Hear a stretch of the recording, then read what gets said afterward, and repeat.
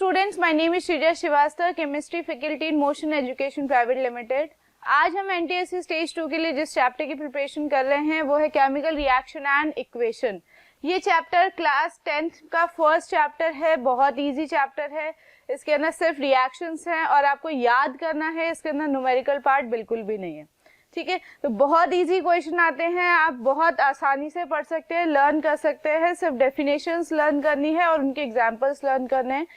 एक इसमें important topic है दैट इज रिडॉक्स रिएक्शन। सबसे ज्यादा क्वेश्चन उसी पे आ सकते हैं, रिडॉक्स रिएक्शंस के ऊपर। तो स्टार्ट करते हैं इस चैप्टर को हम। फर्स्ट हम बात करते हैं इंट्रोडक्शन कि इस चैप्टर के अंदर क्या क्या आएगा। तो पहली चीज हम पढ़ेंगे कि केमिकल रिएक्शंस और इक्वेशंस क्या होती हैं। ठीक है, किस टाइप की होती हैं, उनको हम बैलेंस क्यों करते हैं, उसके अंदर क्या क्या कैरेक्टरिस्टिक्स होती है, इनके बारे में डिस्क्रिप्शन होगा। तो फर्स्ट टॉपिक है कैरेक्टरिस्टिक्स ऑफ रिएक्शन। अब मान लीजिए कोई रिएक्शन है, पहली चीज तो फिजिकल चेंज और केमिकल चेंज आप छोटी क्लासेस में पढ़ते होंगे कि केमिकल चेंज क्या होते हैं। जब किसी भी सब्सटेंस से कोई नया सब्सटेंस बनता है, कोई चीज रिएक्ट करती है और एक नए सब्सटेंस का फॉर्मेशन होता है, उसको हम क्या बोलते हैं, केमिकल रिएक्शन या फिर केमिकल प्रोसेसेस। ठीक है, उसकी प्रॉपर्टीज क्या होती है, डिफरेंट होती है। वो जनरली क्या होते हैं, इरिवर्सिबल होते हैं।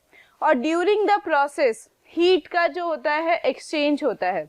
ऐसी जब चीजें होती हैं तो उस टाइप के प्रोसेसेस को हम क्या बोलते हैं, केमिकल प्रोसेसेस बोलते हैं। ठीक है, और किसी भी केमिकल प्रोसेस को बताने के लिए हम उसको एक रिएक्शन फॉर्म में लिखते हैं, तो उनको बोला जाता है केमिकल रिएक्शन या फिर equation. Symbolic form is chemical equation. For example, मैं बोलूं कि वाटर का फॉर्मेशन करना है, तो वाटर का फॉर्मेशन करने के लिए क्या लूंगी मैं, हाइड्रोजन और ऑक्सीजन। मतलब hydrogen gas reacts with oxygen gas and it will form H2O। तो ये क्या है, केमिकल प्रोसेस है। केमिकल प्रोसेस को बताने के लिए मैं इसको ऐसे भी लिख सकती थी कि हाइड्रोजन गैस है और it reacts with oxygen gas and form water. ठीक है, बट इतना लिखने की बजाय मैं इसको क्या करूं, सिंबॉलिक फॉर्म में बता दूं। तो सिंबॉलिक फॉर्म में जब हम किसी चीज को बताते हैं तो इसको केमिकल रिएक्शन या फिर केमिकल इक्वेशन बोला जाता है। ठीक है, तो केमिकल इक्वेशन। दूसरी चीज, अब यहाँ पे हमें एक बहुत जरूरी काम करना होता है कि रिएक्शन को बैलेंस करना होता है। रिएक्शन बैलेंस क्यों की जाती है, मान लीजिए आपने यहाँ पे हाइड्रोजन के कितने एटम लिए, 2। प्रोडक्ट में भी आपको कितने मिल गए, 2। ऑक्सीजन के यहाँ पे कितने एटम है, 2, लेकिन यहाँ पे कितना एटम है, 1। तो डाल्टन थ्योरी हमने पढ़ी थी 9th क्लास में, आप पढ़ते हैं डाल्टन थ्योरी की atom is neither be created nor be destroy. Atom को क्रिएट और डिस्ट्रॉय नहीं किया जा सकता। तो यहाँ पे अगर ऑक्सीजन 2 है तो प्रोडक्ट में भी 2 ऑक्सीजन होने चाहिए। तो आप बोलेंगे कि यहाँ 2 लगा दीजिए, बट अगर यहाँ 2 लगाएंगे तो this is not water, this is hydrogen पर ऑक्साइड। प्रॉपर्टी क्या हो गई, चेंज हो गई। मुझे फॉर्मेशन किसका करना था, वाटर का। तो वाटर के फॉर्मेशन के लिए आप यहाँ पे H2O ही लिखेंगे, लेकिन एटम यहाँ पे बैलेंस नहीं है। ऑक्सीजन के एटम यहाँ 2 है, यहाँ पे 1 है, तो मुझे इसकी क्या करनी पड़ेगी, बैलेंसिंग करनी पड़ेगी। तो मैं यहाँ पे क्या लगा दूंगी, 2। ठीक है, अब यहाँ पे 2 लगाते ही ऑक्सीजन के कितने एटम हो गए, 2। हाइड्रोजन के कितने एटम हो गए, 4। आपने लिए तो 2 एटम थे और प्रोडक्ट में 4 बन गए। ऐसा नहीं हो सकता, आपको लेने भी कितने पड़ेंगे, 4 लेने पड़ेंगे। तो आप यहाँ पे क्या लगा दोगे, 2। This is known as balancing of chemical reaction. Balancing क्यों करनी पड़ती है, क्योंकि एटम जो होते हैं, जितने आप एटम यूज करोगे आपको प्रोडक्ट में उतने ही एटम क्या होने चाहिए, मिलने चाहिए। ठीक है, प्रोडक्ट फिक्स होता है और इसीलिए हमें रिएक्शन को क्या करना पड़ता है, बैलेंस करना पड़ता है। और इस चीज को बताया जाता है कंजर्वेशन ऑफ मास से।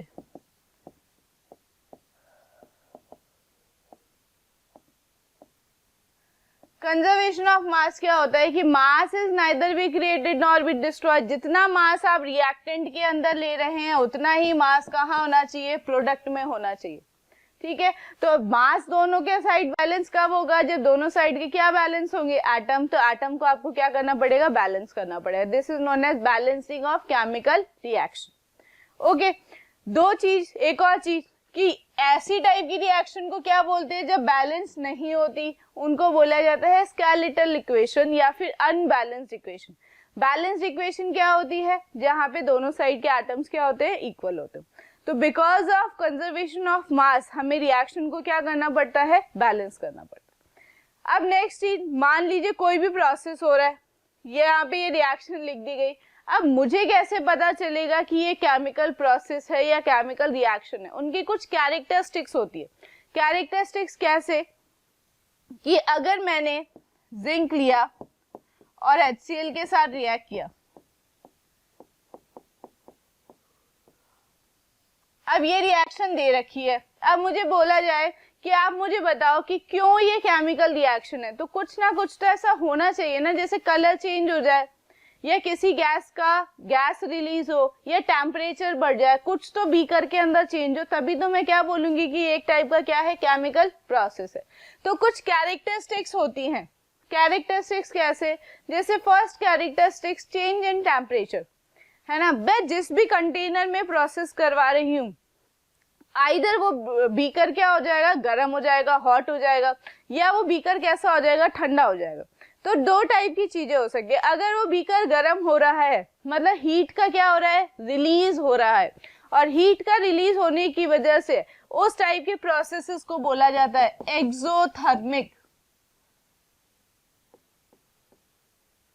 Exothermic processes. Exothermic processes means in which heat is release, जहां पे हीट का क्या होता है, रिलीज। इसका ठीक अपोजिट एंडोथर्मिक। एंडोथर्मिक या हीट का क्या होगा, एब्जॉर्प्शन। मान लीजिए मेरे पास कोल था, है ना, मैंने ऑक्सीजन की प्रेजेंस में उसको बर्न किया, क्या बन गया, CO2।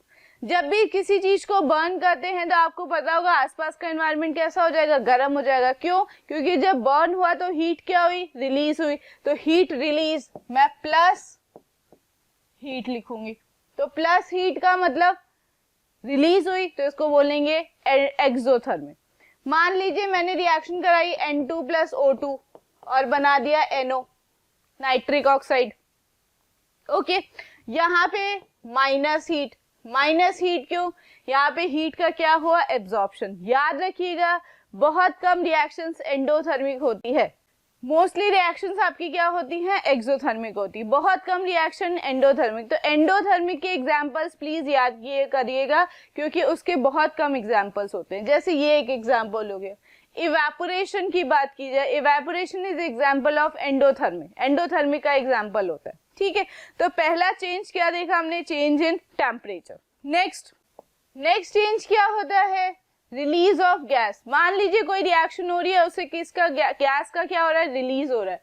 जैसे अभी हमने एग्जांपल लिखा था कि जिंक की HCl के साथ रिएक्शन कराई, कौन सी गैस रिलीज हुई, हाइड्रोजन गैस। अब हाइड्रोजन गैस रिलीज होगी तो क्या मुझे दिखेगी, नहीं, हाइड्रोजन गैस कैसी होती है, कलरलेस होती है। तो मुझे कैसे पता चलेगा हाइड्रोजन गैस रिलीज हुई, जिस भी कंटेनर में मैं ये रिएक्शन करवा रही हूँ, अगर मैं उसके माउथ पे हीट प्रोड्यूस करूं तो मुझे पता है hydrogen gas is combustible gas. अगर वो पॉप साउंड के थ्रू बर्न होती है, मतलब जलती है और पॉप पॉप साउंड प्रोड्यूस करती है, मतलब वो गैस कौन सी है, हाइड्रोजन गैस है। तो मुझे पता चल जाएगा कि रिएक्शन होते हुए कोई ना कोई गैस का रिलीज हुआ है और वो हाइड्रोजन ही है, क्योंकि वो बर्न होने पे कैसा साउंड प्रोड्यूस कर रही है, पॉप साउंड प्रोड्यूस कर रही है। दूसरा एग्जांपल, कैल्शियम कार्बोनेट है, मैंने इसको ब्रेक डाउन किया, calcium oxide plus CO2 gas. अब CO2 गैस भी कैसी होती है, कलरलेस होती है। लेकिन अगर मैं इसको लाइम वाटर से पास करूं तो लाइम वाटर टर्न्स मिल्की, हम ऐसा पढ़ते कि लाइम वाटर मिल्की में चेंज हो जाता है। अगर चेंज हो रहा है मतलब वो गैस कौन सी है, CO2। तो मुझे पता चल जाएगा कि वहां पे कौन सी गैस प्रेजेंट है, CO2, मतलब CO2 का रिलीज हुआ है। और रिलीज क्यों हुआ है, क्योंकि कैल्शियम कार्बोनेट का क्या हुआ है, डिकम्पोजिशन। तो रिलीज ऑफ गैस भी एक टाइप का इंडिकेशन है बताने के लिए कि वो प्रोसेस क्या है, केमिकल। रिलीज ऑफ गैस को हम ऐसे बताते हैं कि गैस रिलीज हो रही है, इस साइन से इंडिकेट किया जाता है। ठीक है, तो पहला चेंज इन टेम्परेचर, दूसरा क्या है, ये रिलीज ऑफ गैस। तीसरा change in colour, lead nitrate. ये एग्जांपल्स याद करने हैं आपको।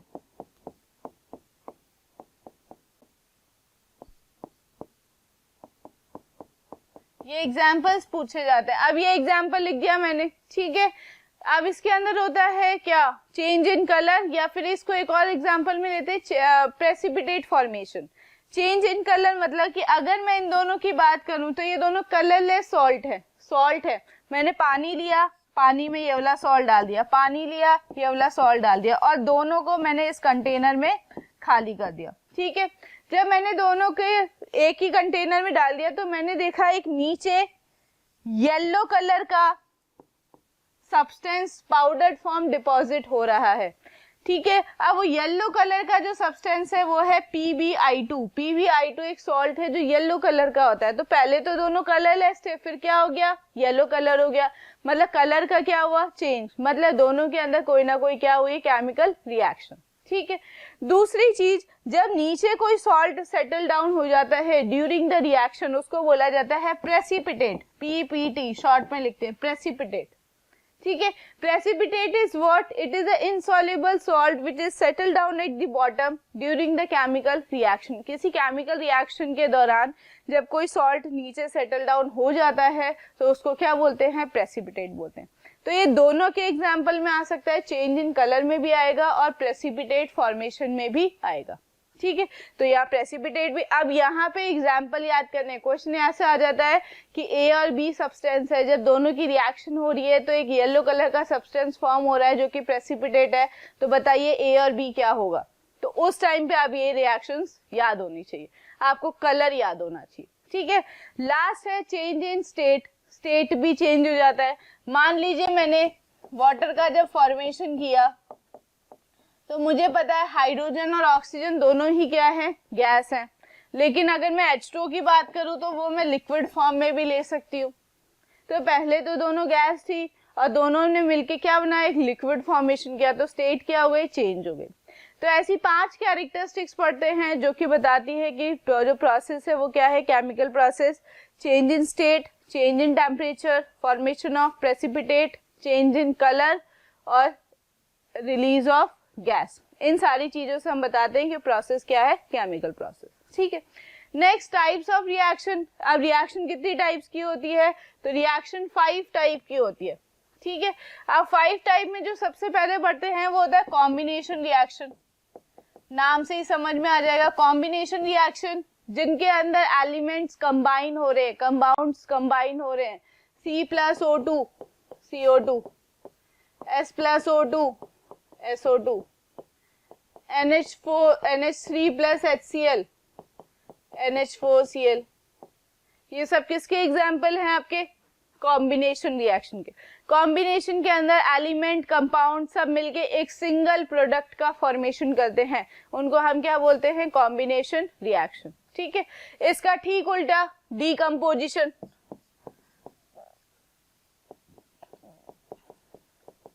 अब डीकंपोजिशन में क्या होता है कि आप किसी एक एलिमेंट को ब्रेक डाउन करते हो इन 2 और मोर प्रोडक्ट्स। एक ही चीज है उसको ब्रेक डाउन कर रहे हैं, CaCO3 अभी पढ़ा था, क्या बना लेगा, CO+CO2। अब इसमें टाइप्स होते हैं, ये जो ब्रेक डाउन होता है with the help of heat होता है, टेम्परेचर की वजह से, मतलब हीट देंगे तो टूटेगा, तो इसको बोलते हैं थर्मल डीकंपोजिशन। मैं ले लेती हूँ वाटर, वाटर का ब्रेक डाउन किया H2+O2, लेकिन वाटर को हम हीट से ब्रेक डाउन नहीं कर सकते, यहाँ पे यूज होता है करंट, तो इसको बोलते हैं इलेक्ट्रिकल डीकंपोजिशन, मतलब विद द हेल्प ऑफ आप किससे ब्रेक कर रहे हो, करंट से ब्रेक कर रहे हो, इलेक्ट्रोलाइसिस। थर्ड, मान लीजिए आपके पास AgCl है, ये ब्रेक डाउन हुआ Ag+Cl2 में। अब ये ना हीट से होता है ना करंट से, ये होता है लाइट से, तो इसको बोलते हैं फोटोलाइसिस, मतलब with the help of light. Lysis मतलब ब्रेक डाउन, मतलब हीट से भी ब्रेक डाउन हो सकता है, करंट से भी और लाइट से भी। तो याद क्या करना है आपको, एग्जांपल्स याद करने की, थर्मल के कौन से एग्जांपल हैं, करंट के कौन से एग्जांपल है और लाइट के कौन से एग्जांपल है, इनको अच्छे से याद कीजिएगा, इसमें क्वेश्चन आते हैं, ठीक है। ये क्या हो गई, डीकंपोजिशन रिएक्शन। इसके बाद होता है डिस्प्लेसमेंट। डिस्प्लेसमेंट क्या होता है, जब एक सब्सटेंस दूसरे सब्सटेंस को क्या करे, उसकी पोजीशन से हटा दे। तो ये हम किसके बेसिस पे पढ़ते हैं, रिएक्टिविटी सीरीज। रिएक्टिविटी सीरीज में जो ऊपर होगा वो नीचे वाले एलिमेंट को क्या कर सकता है, डिस्प्लेस कर सकता है। मान लीजिए मेरे पास मैग्नीशियम है और मैंने H2SO4 के साथ रिएक्शन कराई, तो magnesium is higher reactive than hydrogen, मतलब हाइड्रोजन को उसकी जगह से हटा सकता है। क्या बनेगा, MgSO4 प्लस H2।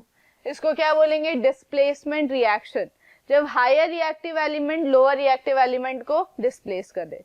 तो इसमें आपको क्या याद होनी चाहिए, रिएक्टिविटी सीरीज। ठीक है, नेक्स्ट आपका डबल डिस्प्लेसमेंट। अब डबल डिस्प्लेसमेंट के अंदर क्या होता है, जैसे ये सिंगल डिस्प्लेसमेंट, क्योंकि एक ही अपनी पोजीशन चेंज कर रहा है। डबल डिस्प्लेसमेंट में दो की चेंज होगी। मान लीजिए आपके पास है BaCl2 प्लस Na2SO4, ये बन गया BaSO4 प्लस NaCl। यहाँ पे देखिए ये और ये और ये दोनों ने अपने आयंस को क्या किया, एक्सचेंज किया, तो इनको क्या बोलेंगे, डबल डिस्प्लेसमेंट।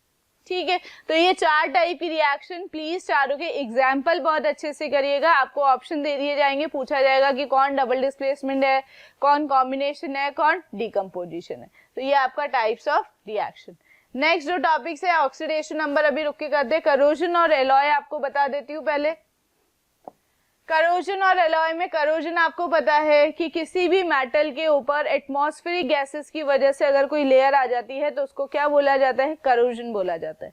करोजन हम तीन केसेस में पढ़ते हैं, बहुत ध्यान से पढ़िएगा इसको। एक तो आयरन में, एक कॉपर में और एक सिल्वर में। इनके रिएक्शंस बहुत इंपॉर्टेंट है, रिएक्शन पे ही क्वेश्चन आता है।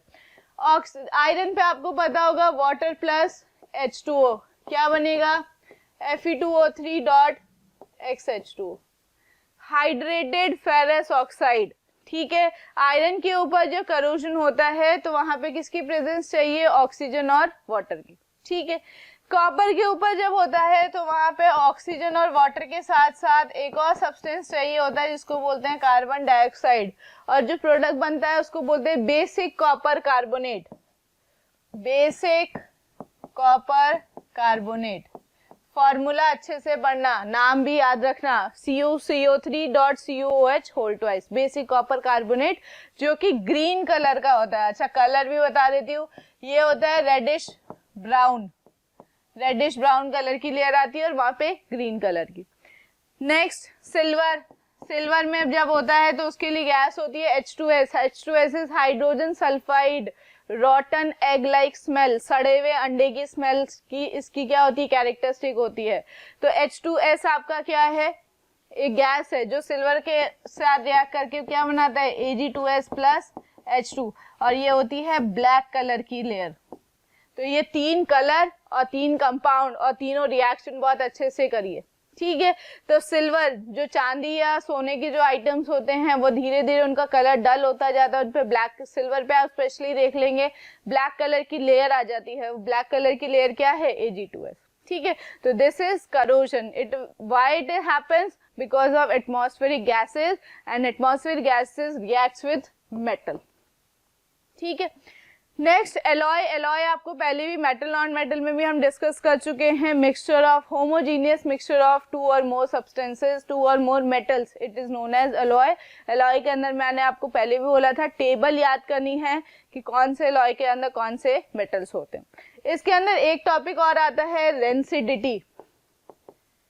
अब रेंसिडिटी क्या होता है कि जैसे मेटल्स पे गैसेस रिएक्ट करती है, वैसे ही जो आपके खाने के सब्सटेंस होते हैं वो भी जब एटमॉस्फेरिक गैसेस के कांटेक्ट में आते हैं या खुले रह जाते हैं बहुत देर तक, तो उनके अंदर से भी स्मेल आने लगती है और वो भी खराब हो जाते हैं। इसीलिए फूड को हम क्या करते हैं, प्रिजर्व करते हैं या उसको एयर टाइट बैग में लगाते हैं, ताकि जो ऑक्सीजन है एनवायरनमेंट में वो फूड के अंदर प्रेजेंट वेजिटेबल ऑयल के साथ रिएक्शन नहीं करे। ठीक है, तो रेंसिडिटी एक प्रोसेस है किसका, ऑक्सीडेशन ऑफ फूड ऑयल या ऑक्सीडेशन ऑफ फूड। खाने का जब ऑक्सीडेशन हो जाता है तो उस प्रोसेस को क्या बोलते हैं, रेंसिडिटी, जिसकी वजह से उसके अंदर स्मेल आती है, टेस्ट खराब हो जाता है।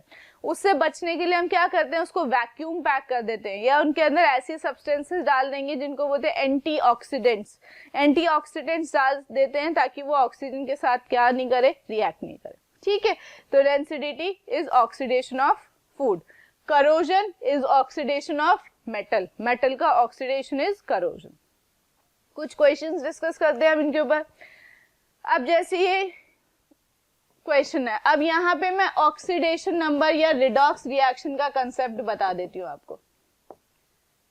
ठीक है, सबसे पहली चीज कि रिडॉक्स होता क्या है।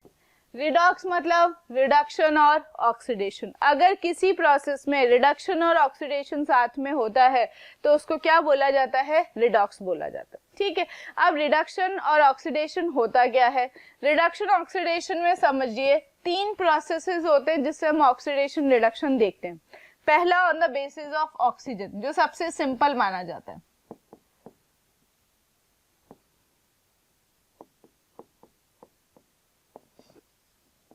और एक हाइड्रोजन। पहला प्रोसेस होता है कि ऑक्सीजन का गेन और लॉस और हाइड्रोजन का गेन और लॉस। अगर ऑक्सीजन का गेन हो रहा है ऑक्सीडेशन, लॉस हो रहा है रिडक्शन, हाइड्रोजन का गेन हो रहा है रिडक्शन और हाइड्रोजन का लॉस हो रहा है ऑक्सीडेशन। ठीक है, अगर किसी भी रिएक्शन में ऑक्सीजन का गेन और हाइड्रोजन का लॉस हो रहा है, it is known as oxidation. जरूरी नहीं है दोनों साथ में हो, आप सिंपल ऑक्सीजन को भी देख सकते हैं या सिर्फ हाइड्रोजन को भी देख सकते हैं। अगर ऑक्सीजन का लॉस हो रहा है या हाइड्रोजन का गेन हो रहा है तो उस प्रोसेस को बोला जाएगा रिडक्शन। अगर ऑक्सीजन का गेन हो रहा है और हाइड्रोजन का लॉस हो रहा है तो उस प्रोसेस को बोला जाएगा ऑक्सीडेशन। बट ये हर जगह सक्सेसफुल नहीं हो पाता क्योंकि हर रिएक्शन में जरूरी नहीं है कि ऑक्सीजन और हाइड्रोजन प्रेजेंट हो। तो हम दूसरा मेथड लेते हैं। दूसरा मेथड होता है on the basis of electron. ठीक है, अब इलेक्ट्रॉन का 2 ही चीज होगा, इलेक्ट्रॉन का लॉस और इलेक्ट्रॉन का गेन। ठीक है, अगर इलेक्ट्रॉन का लॉस हो रहा है तो ऑक्सीडेशन, गेन हो रहा है तो रिडक्शन। ठीक है, अब इलेक्ट्रॉन का लॉस और गेन हम निकालते कैसे हैं, उस प्रोसेस को बोला जाता है ऑक्सीडेशन नंबर। अब मैं कैसे निकालूं, मुझे नहीं आता ऑक्सीडेशन नंबर निकालना, तो हम क्वेश्चन से समझेंगे। यहाँ पे देखिए H2S रिएक्ट कर रहा है क्लोरीन के साथ और बना रहा है HCl प्लस सल्फर। अब ऑक्सीडेशन नंबर निकालना सीखिए। सबसे पहले मैं H2S की बात कर रही हूँ। ठीक है, अब H2S किससे बना है, हाइड्रोजन और सल्फर से।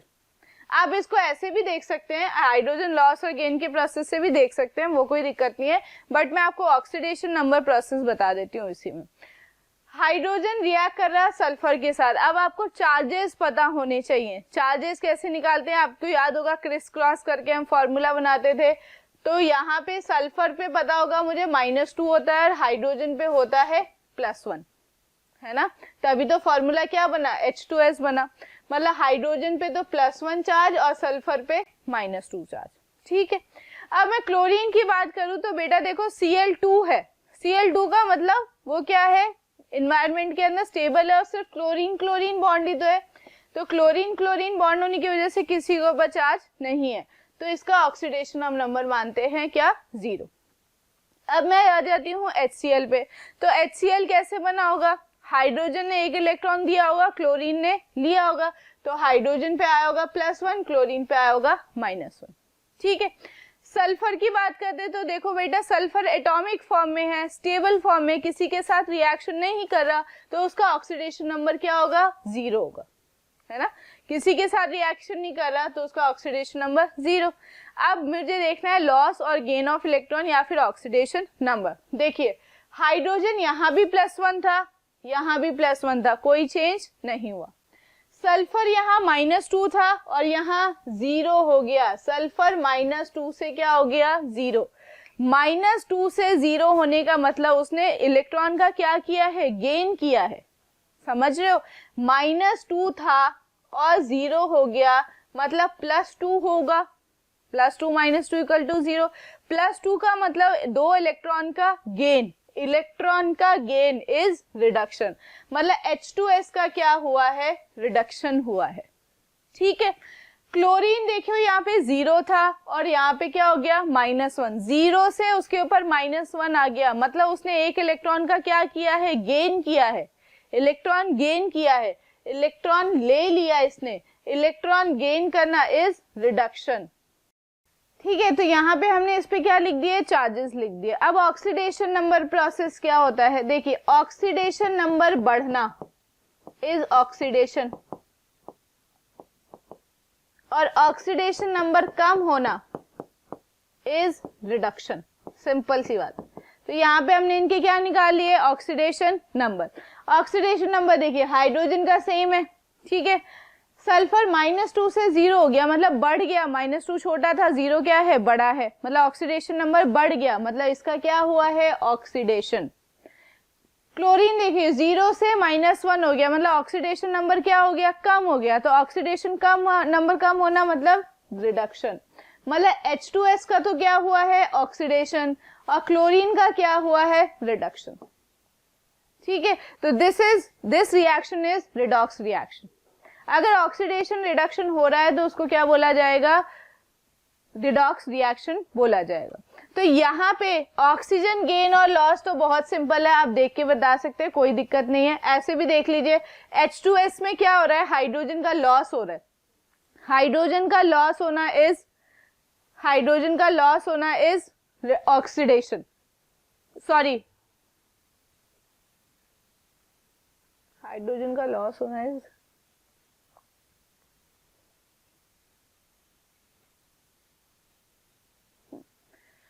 हाइड्रोजन का लॉस होना इज ऑक्सीडेशन। ठीक है, और यहाँ पे देखो Cl के पास हाइड्रोजन का क्या हो रहा है, गेन हो रहा है। हाइड्रोजन का गेन होना इज रिडक्शन। ठीक है, तो यहाँ पे दोनों मेथड से देख सकते हो, ऑक्सीडेशन नंबर से भी देख सकते हो और सिंपल हाइड्रोजन ऑक्सीजन से भी देख सकते हो।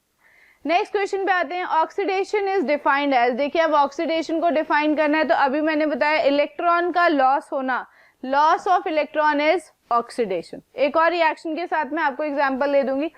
नेक्स्ट क्वेश्चन पे आते हैं, the equation given below indicates. ये इक्वेशन जो है वो क्या बता रही है कि क्या ये कौन से टाइप की रिएक्शन है। तो यहाँ पे देखिए NaCl AgCl में बन रहा है, AgNO3 NaNO3 में बन रहा है। इसको हम डबल डिस्प्लेसमेंट रिएक्शन बोलते हैं।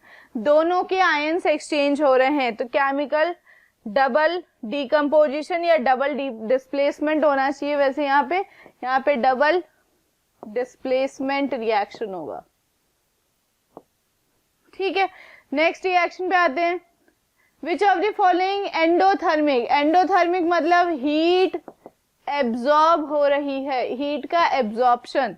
तो C+O2, CO2 क्या होती है, हीट रिलीज करती है, मैंने आपको बताया था।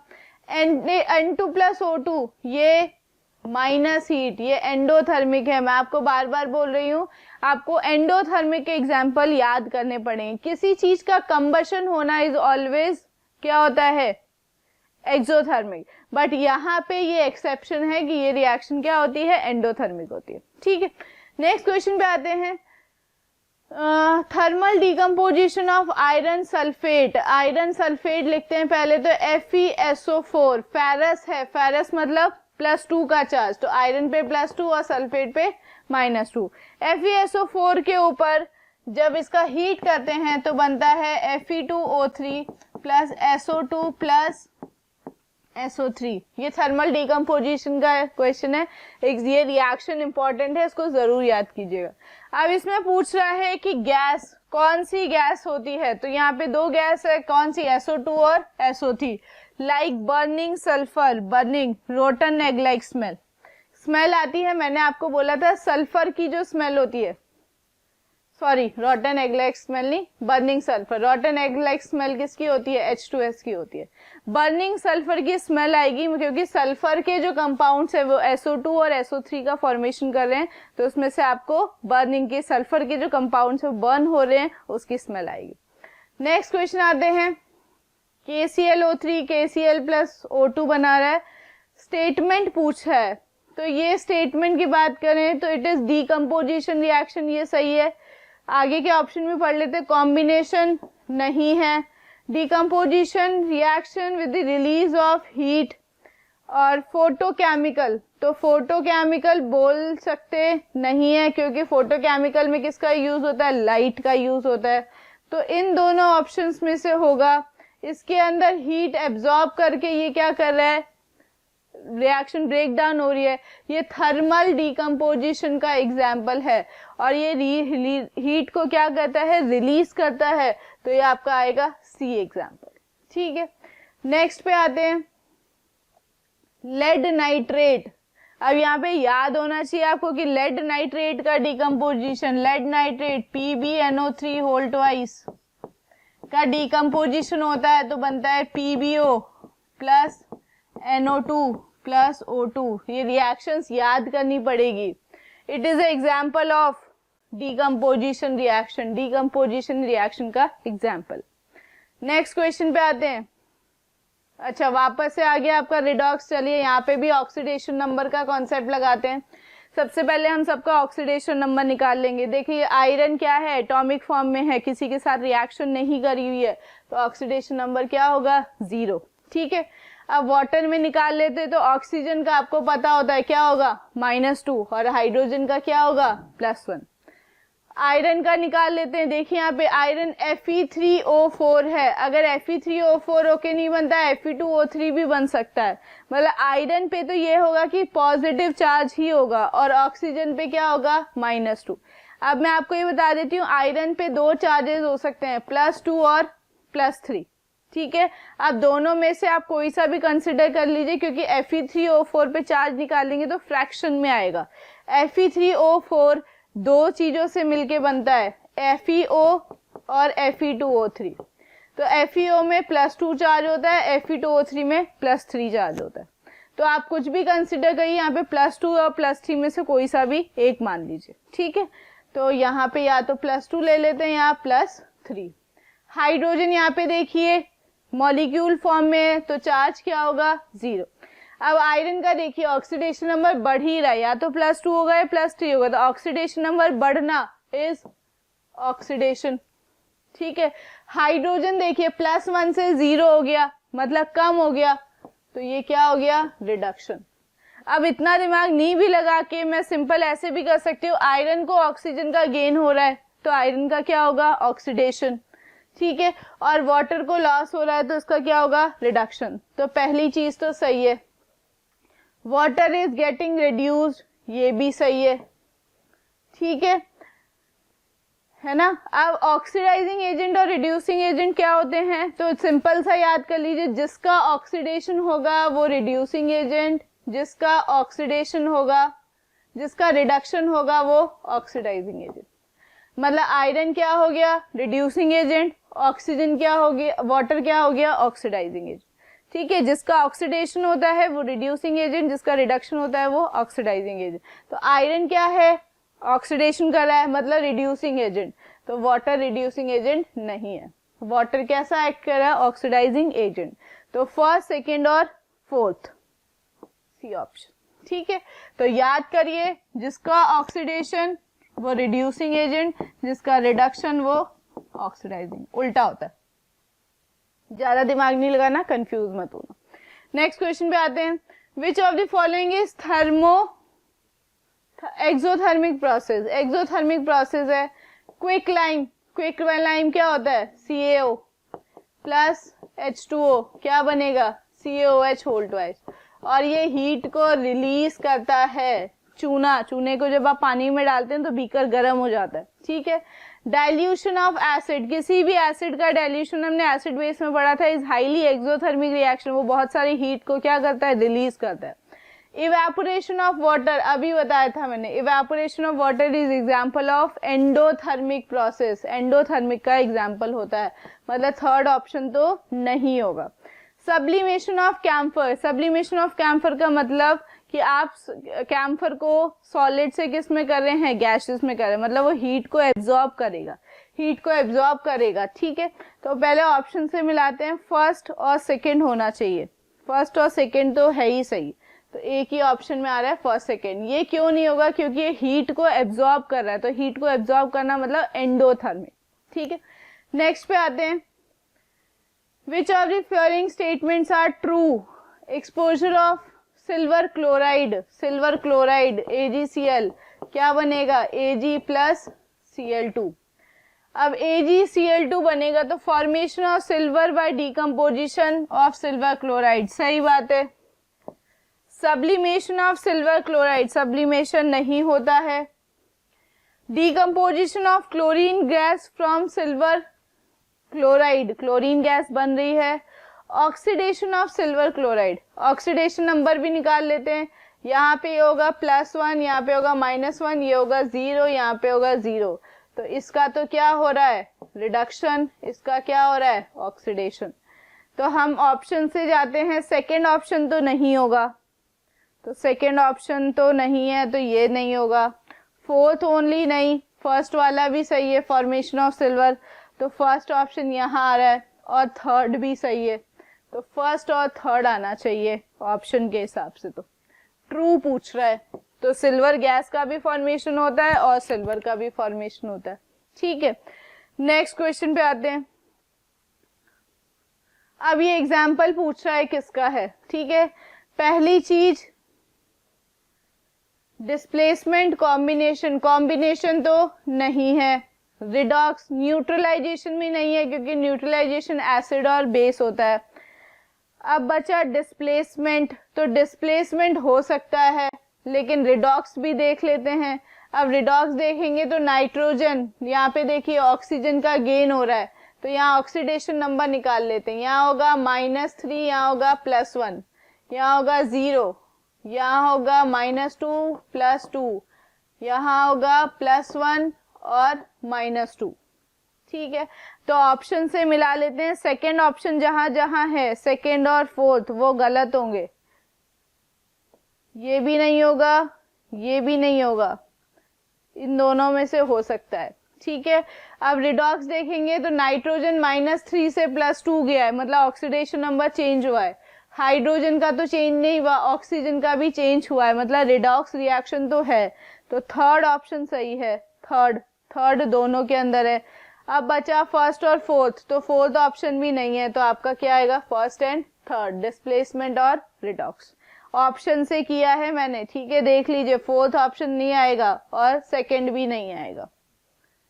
ओके, नेक्स्ट क्वेश्चन पे आते हैं। Which of the following gas can be used for storage of fresh sample of oil. अब ये पूछ रहा है कि जब मैं वैक्यूम पैकिंग करती हूँ तो कौन सी गैस से करूंगी।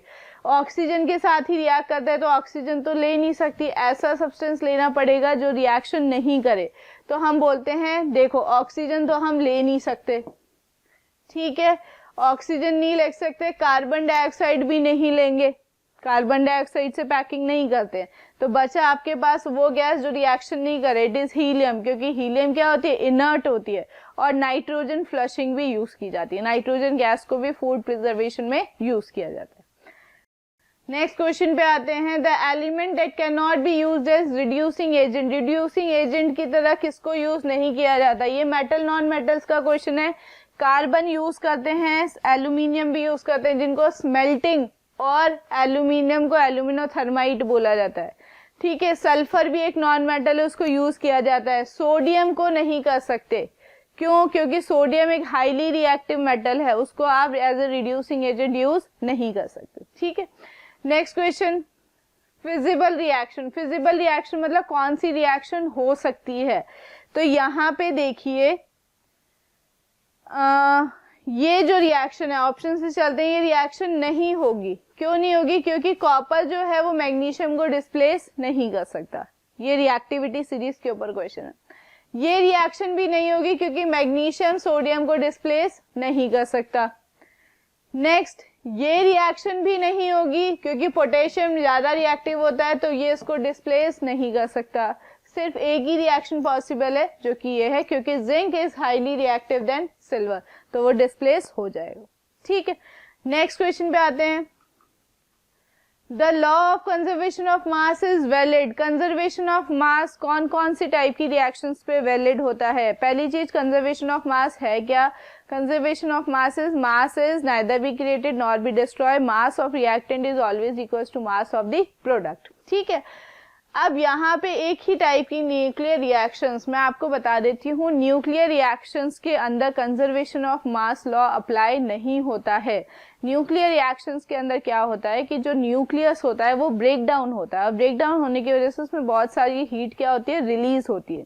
तो वहां पे जो कुछ मास है वो मास क्या हो जाता है, लॉस हो जाता है, जिसको मास डिफेक्ट बोला जाता है। तो एक कंजर्वेशन ऑफ मास जो लॉ है वो न्यूक्लियर रिएक्शंस पे अप्लाई नहीं होता, बाकी हर जगह होता है बट न्यूक्लियर रिएक्शंस पे अप्लाई नहीं होता। तो आप सीधे से आंसर लगा दीजिए बी, बाकी हर जगह आप कंजर्वेशन ऑफ मास को क्या करते हैं, अप्लाई करते हैं। तो इस चैप्टर के अंदर जो इम्पोर्टेंट टॉपिक है वो रिडॉक्स रिएक्शन है, बाकी बहुत ही ईजी टॉपिक है। अगर आप रिडॉक्स में से ऑक्सीडेशन नंबर प्रोसेस से नहीं करना चाहते तो सिंपल आप हाइड्रोजन और ऑक्सीजन देख के ही कर लीजिए, आपको इसी लेवल तक का पूछा जाएगा। अगर क्वेश्चन नहीं हो रहा हो तो आप उसके अंदर चार्जेस निकाल के ऑक्सीडेशन नंबर निकालिए। ऑक्सीडेशन नंबर बढ़ रहा है ऑक्सीडेशन नंबर कम हो रहा है रिडक्शन। जो ऑक्सीडेशन कर रहा है वो रिड्यूसिंग एजेंट, जो रिडक्शन कर रहा है वो ऑक्सीडाइजिंग एजेंट। ठीक है, अगर ये वीडियो आपको पसंद आया तो please like, share and subscribe, और आगे के वीडियोस के लिए हमारे YouTube चैनल मोशन फाउंडेशन पे बने रहिए। Thank you.